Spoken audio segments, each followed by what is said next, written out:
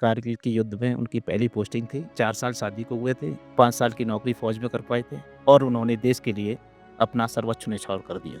इस दुनिया में आदमी आता है तो जाता ज़रूर है, ये तो निश्चित है, लेकिन ऐसी जगह पे जाता है जो हम लोगों को सुरक्षित कर देता है।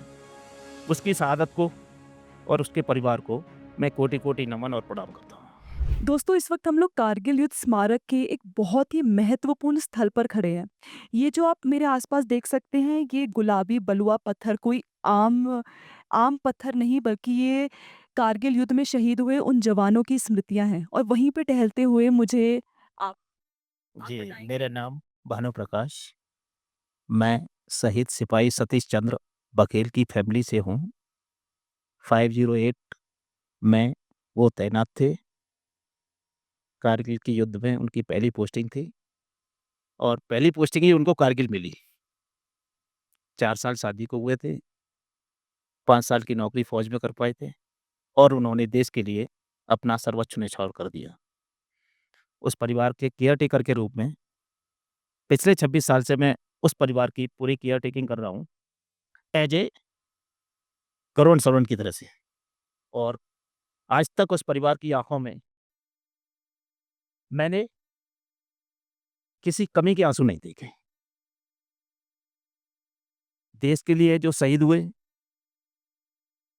इस दुनिया में आदमी आता है तो जाता ज़रूर है, ये तो निश्चित है, लेकिन ऐसी जगह पे जाता है जो हम लोगों को सुरक्षित कर देता है।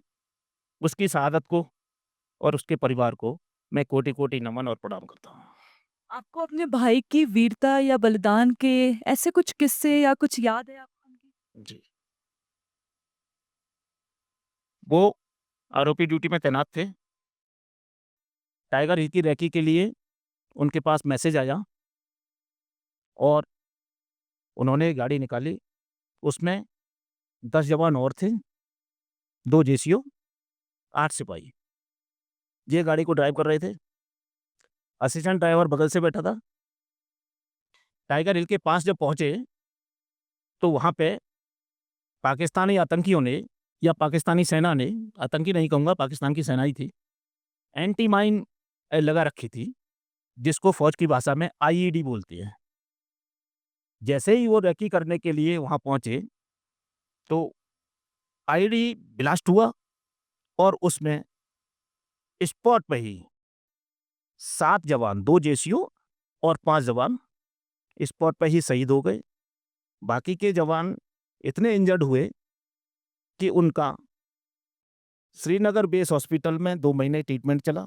उसके बाद रेफर किया उनको दिल्ली आरआर हॉस्पिटल में। 1 साल के बाद वो खुद चलने फिरने लायक हुए।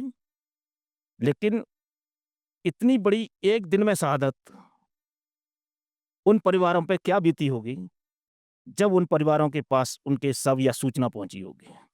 पहले संचार के माध्यम नहीं हुआ करते थे, पत्र के माध्यम से ही सब कुछ चलता था। रेडियो पे सूचनाएं प्रसारित होती थी, सुनते रहते थे।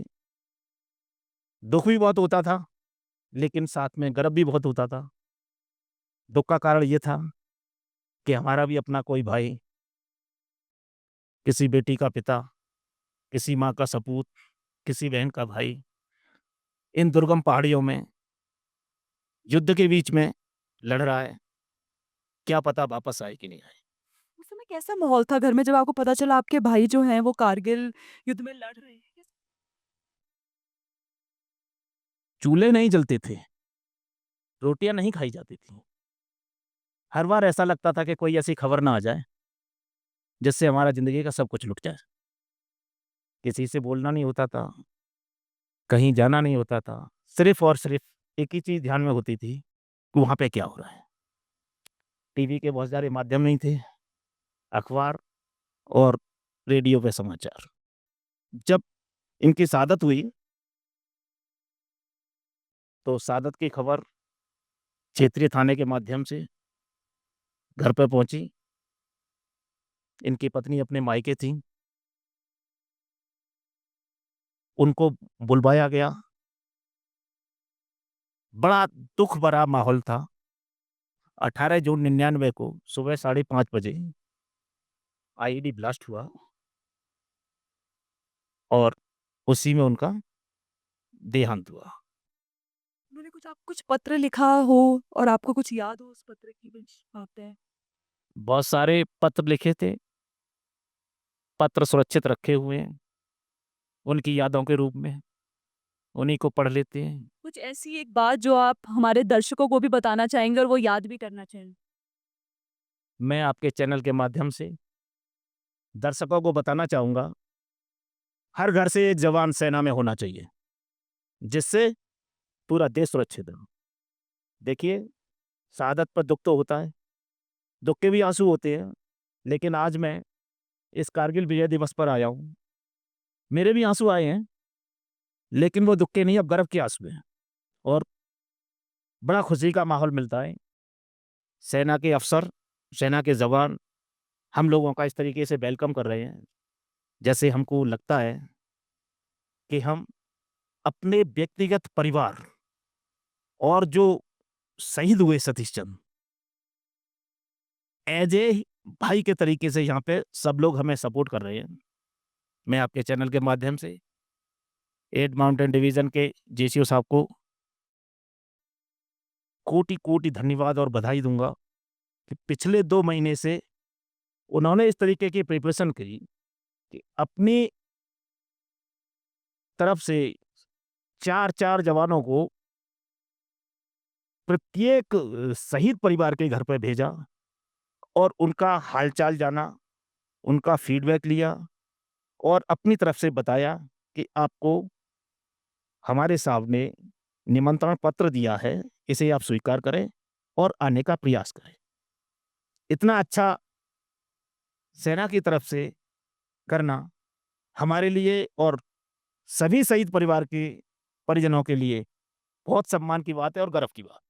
जैसे हम देख रहे हैं, जैसे आपने अभी बात करी भारतीय सेना की, तो भारतीय सेना हो चाहे सरकार हो, हमें स्मृतियाँ भी देख रहे हैं, हर साल कारगिल विजय दिवस भी मनाया जाता है। तो आपको कैसा महसूस होता है? बिकॉज़ आपके भाई जो शहीद हुए उनको सर्वश्रेष्ठ नागरिकों में से देखा जाता है और आप उनके रिलेटिव हैं।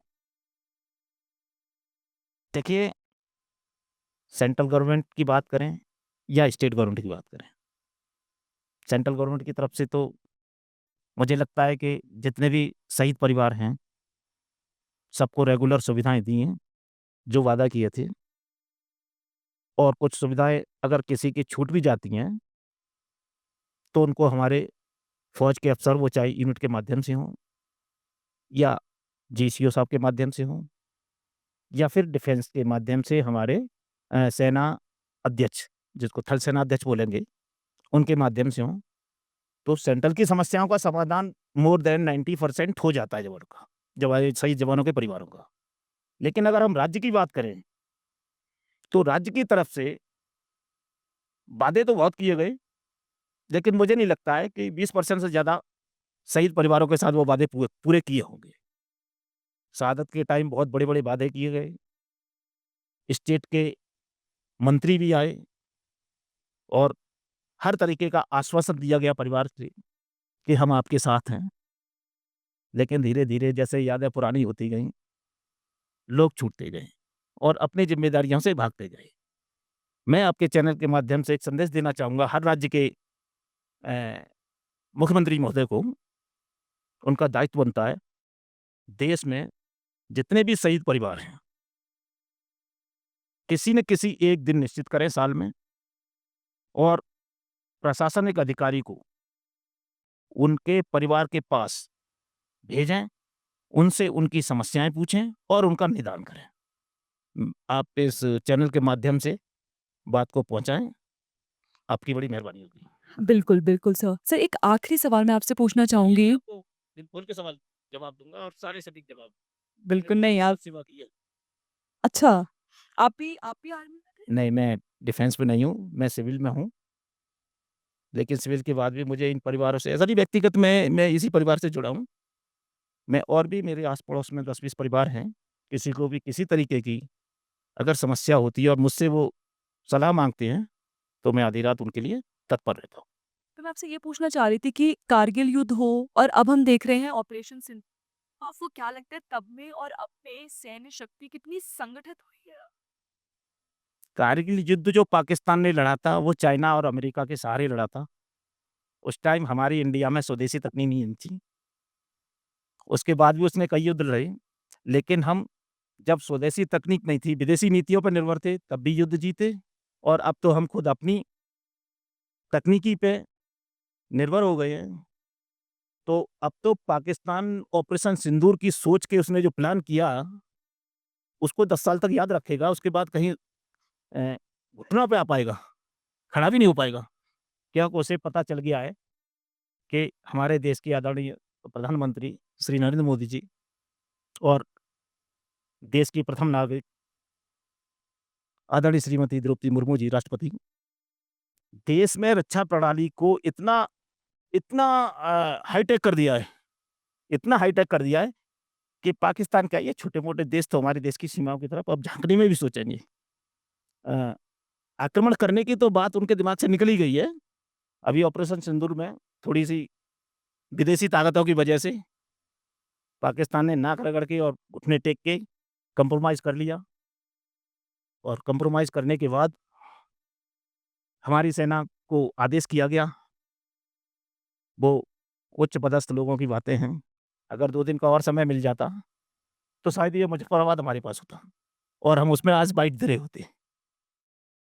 लेकिन इंटरनेशनल बाउंडेशन भी देखने होते हैं, क्योंकि ये चीज़ें तो बड़े लोग चलाते हैं और उन्हीं के हिसाब से हम लोग चलते हैं। अगर जैसे बात भी डिफेंस टेक्नोलॉजी की है तो आज भी आपने देखा होगा कि भारतीय सेना ने दिखाए, आज अपने ड्रोन्स दिखाए, अपने रोबोटिक डॉग्स दिखाए। तो मतलब आप देखिए पहले से और अब में इन टेक्निक्स कितनी बढ़ गई हैं यार, कितनी अपग्रेड हो गई हैं। अब तो टेक्निक इतनी बढ़ गई है कि आज हमने इसी प्रोग्राम में ड्रोनों को देखा, छोटे ड्रोन भी देखे और बड़े ड्रोन भी देखे। तो अब शहादतें कम होंगी और ड्रोन के सहारे ही हम उनके बंकरों को तबाह कर देंगे। उनको सोचने के लिए मजबूर कर देंगे कि भारत की सैन्य क्षमता इतनी आगे निकल चुकी कि वहाँ बैठे-बैठे कंप्यूटर से ही हमको डिस्ट्रॉय कर देंगे।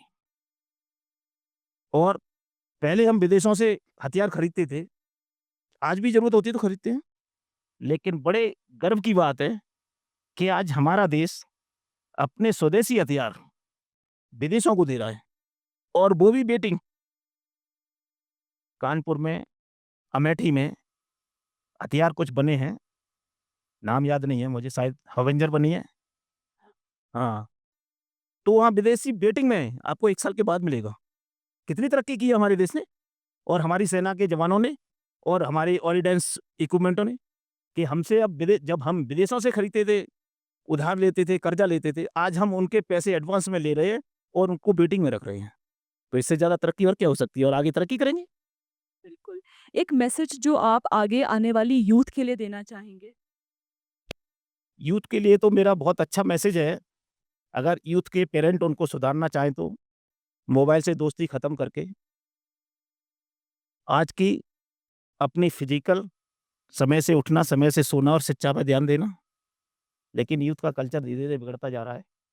रात को 12 बजे तक मोबाइल देखेंगे और सुबह 10 बजे से पहले उठेंगे नहीं। देश की सेवा के लिए सुबह 5 बजे उठ के दौड़ लगाएँगे और शाम को 8 बजे के बाद सो जाएँगे। तभी फिजिकल आपका फिट होगा और तभी देश की सेवा कर पाएँगे। अच्छा खाएँ, अच्छा पहनें, यूट्यूब पे गलत चीज़ों को ना देख के, हमारे देश के जवान जो शहीद हो रहे हैं, यूट्यूब पे सब कुछ पड़ रहा है, उनकी गाथाएँ देखें, उनसे प्रेरणा लें और देश में आगे बढ़ें। अगर ऐसा नहीं करेंगे, तो यूथ से कुछ विशेष उम्मीद नहीं हो सकती। तो दोस्तों ये थी हमारी एक खास बातचीत कारगिल युद्ध में शहीद हुए एक भाई की जिन्होंने अपने भाई के उस वीरता, उस बलिदान की कहानी हमसे शेयर करी। धन्यवाद।